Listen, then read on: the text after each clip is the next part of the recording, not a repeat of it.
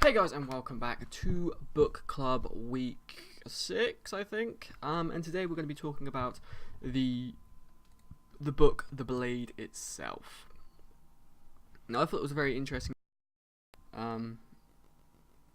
It was interesting. It was definitely a change of pace from the ones I have been reading, because it was a lot more darker.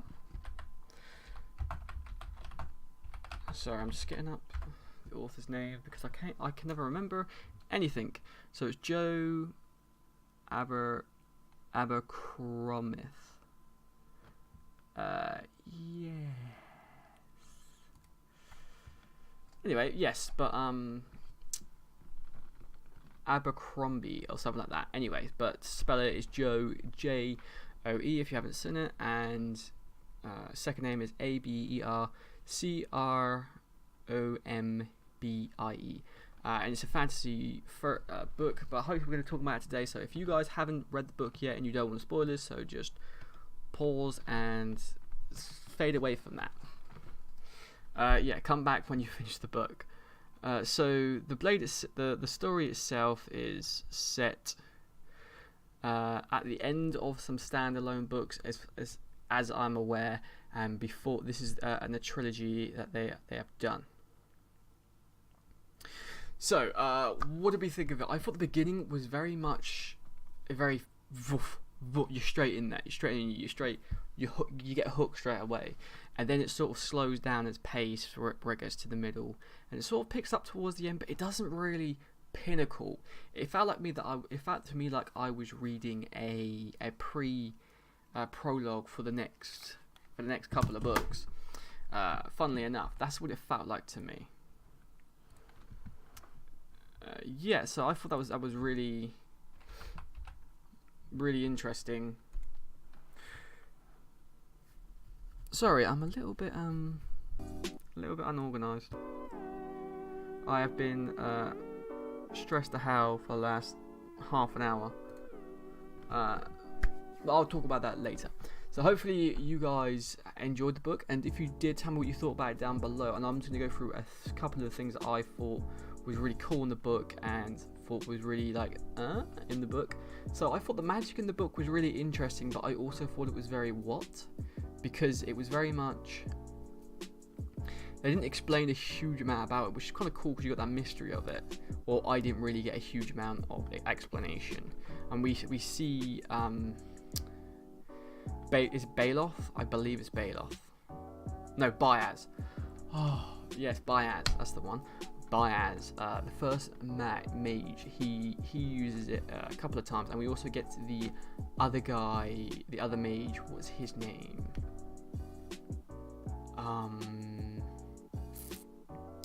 Travels with the woman, which I can't remember her name either.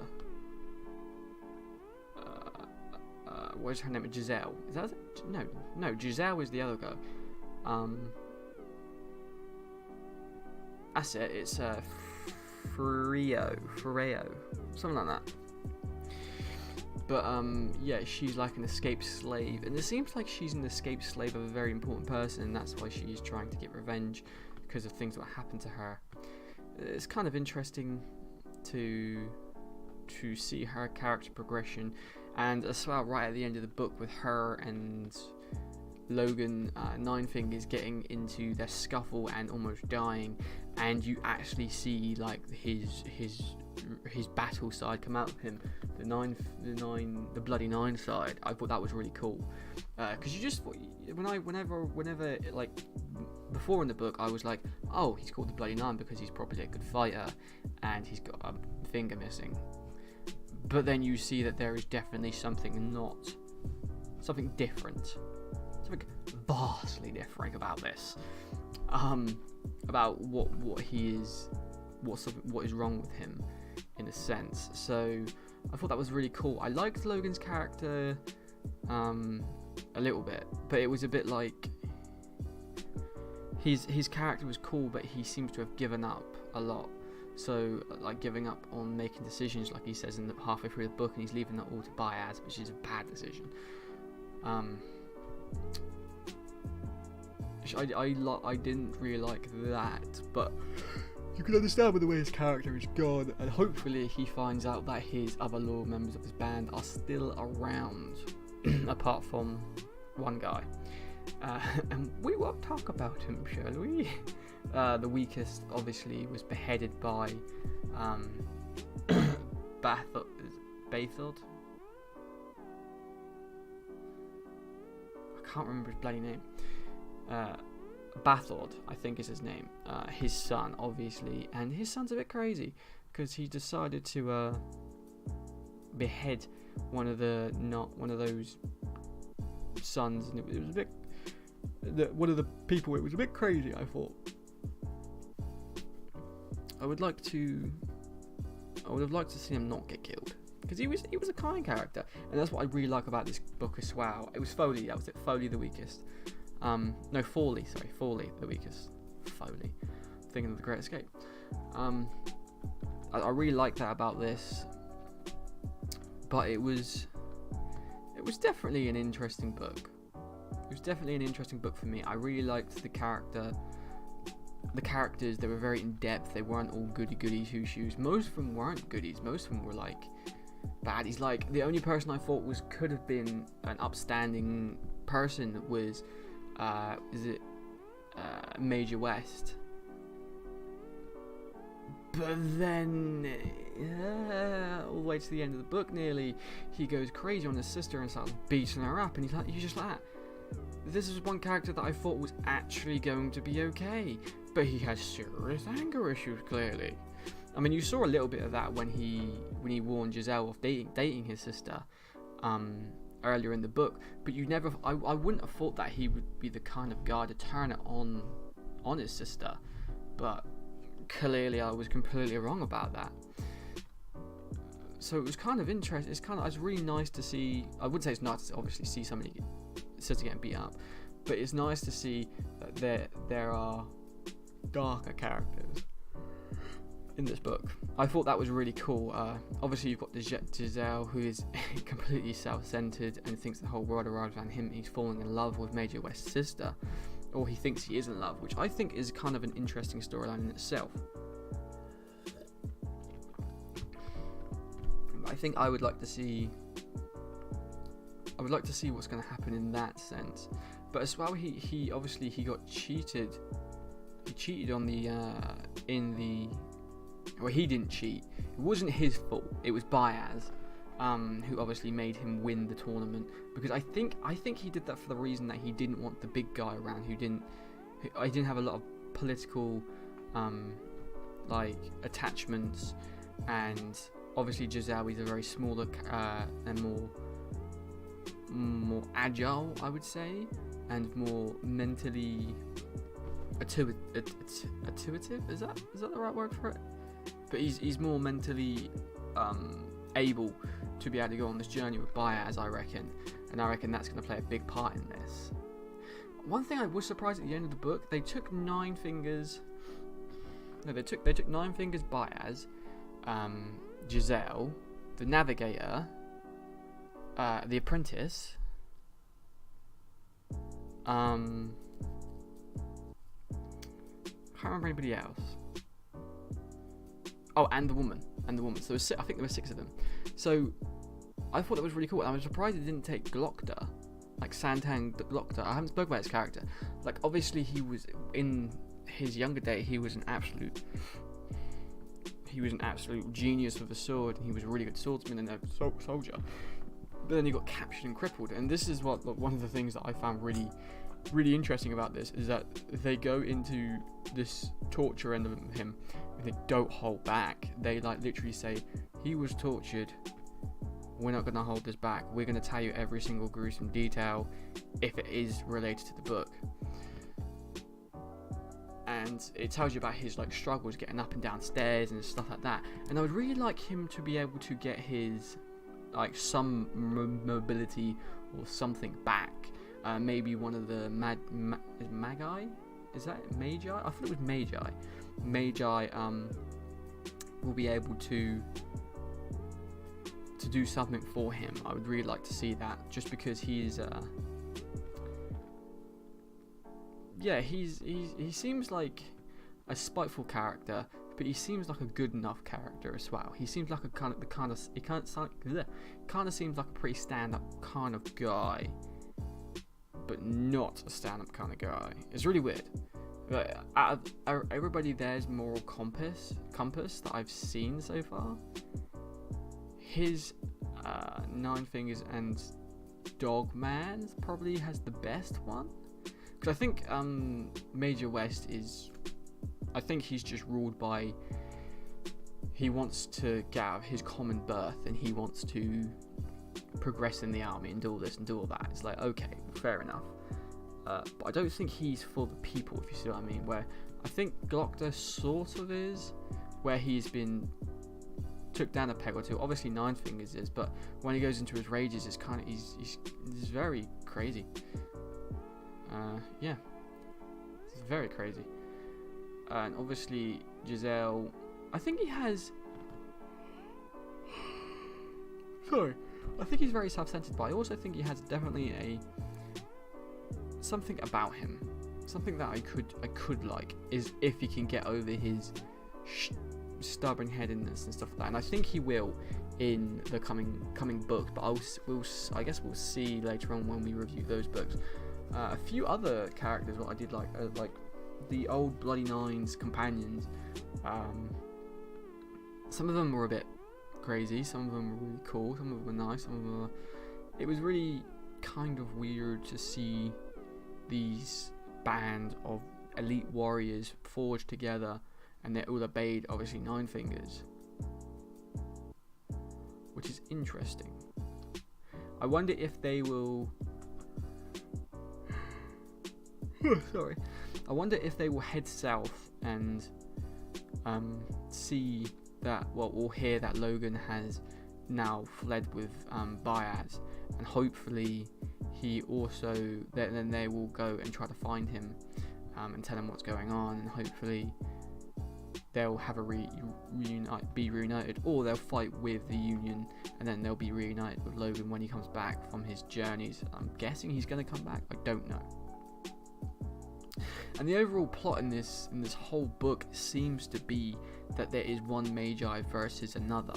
It's like Baez and his order versus, is it who is this Magi? I don't actually know. Kalu? Is that the one?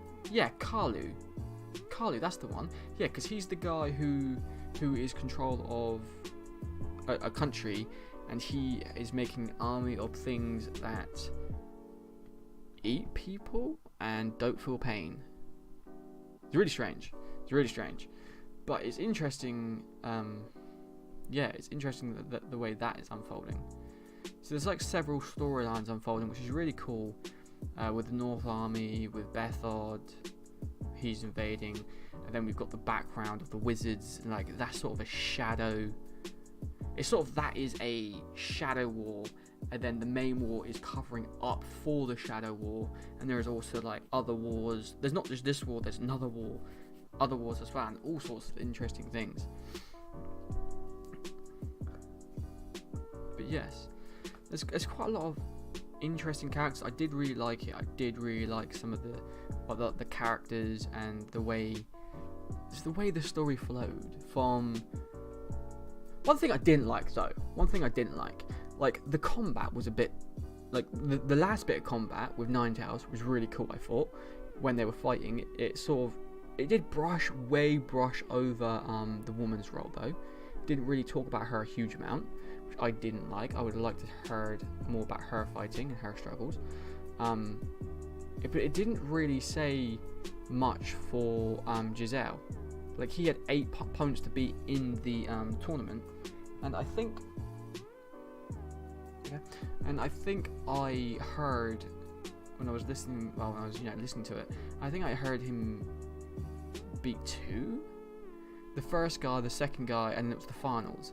And it was like there's 3 opponents, and then the first guy you didn't even go from the beginning. I don't think. No, the first guy you did go from the beginning. The second guy you didn't even go from the beginning, which is really annoying. And the finals was I like the finals because it sort of showed. I don't think that Baez was using a strengthening spell on Giselle. I think he was using an enhance ability or unlock potential spell. That's what I personally think. I don't know. Obviously, I haven't read all the books, but that would be my guess. But yeah, I'm not 100% sure who really to speak about now. Like, Bethel. I suppose we could call Bethel. He seems like crazy enough dude. Seems very smart, but he wants to conquer the world. Like, that's what he seems to me. He seems to me like he's going to conquer the north. He's conquered the north. Now he wants to conquer the south. And once he's conquered the south, and I think he'll want to conquer more and more and more, and he'll just want to keep going to distract his people with wars, and that way he can rule over his people for as long as he can, or until he dies. And obviously his son's a huge character, if I remember rightly. He's like steroid up.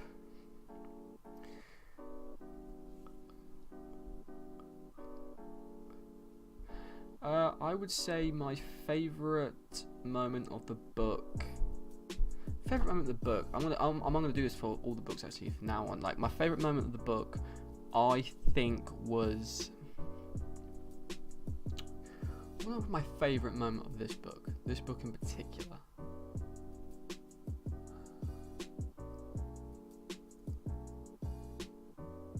It's hard to pin that one down actually.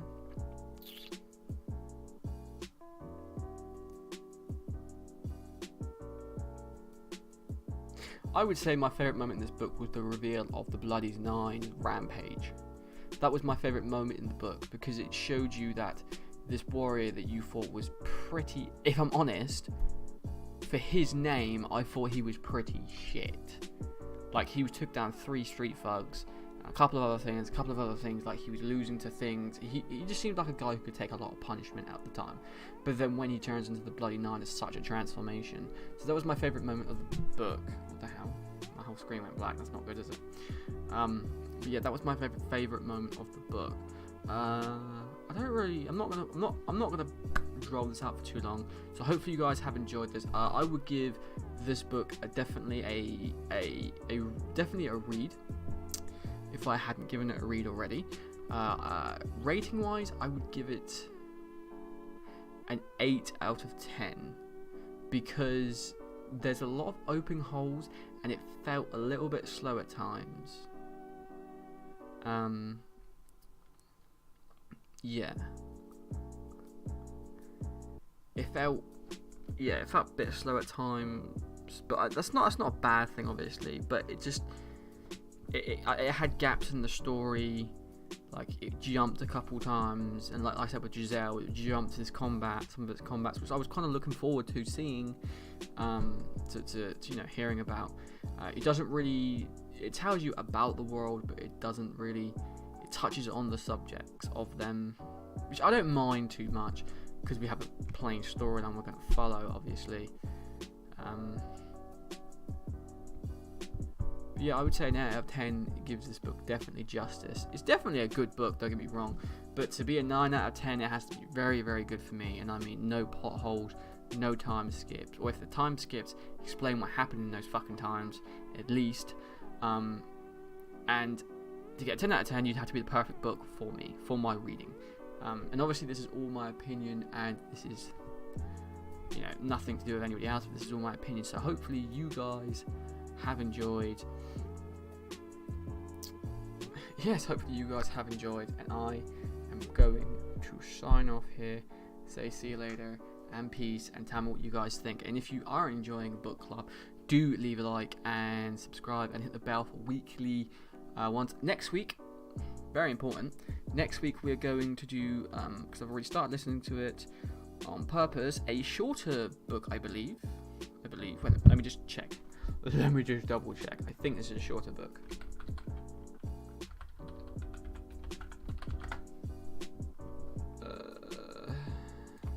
2 words?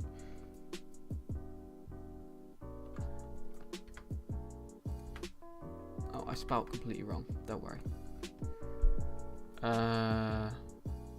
It's slightly shorter. instead of like a 600-word book, it's only a 400-word book, and we're going to go back to a Brandon Sanderson because I really love his writing, and a lot of graphic audios have covered a lot of his work as well. That's why it's a big plus for me, because graphic audio is my favorite company to be able to listen to books that are written, and I cannot stress this enough. If you can listen to their books, please do, because they are an absolute godsend, and I support them all the way to as far as they can go. But yeah, it's going to be called War Breakers by Brandon Sanderson, and I want to see what this book's like. It seems alright for I've only listened to 35 minutes of the book so far. I think I have about 18 hours to get through, so I better get on that grind. But that shouldn't be hard for me in my type of work. I spend a lot of time at work alone, so hopefully you guys have enjoyed this, and I'll see you next week with the next book review.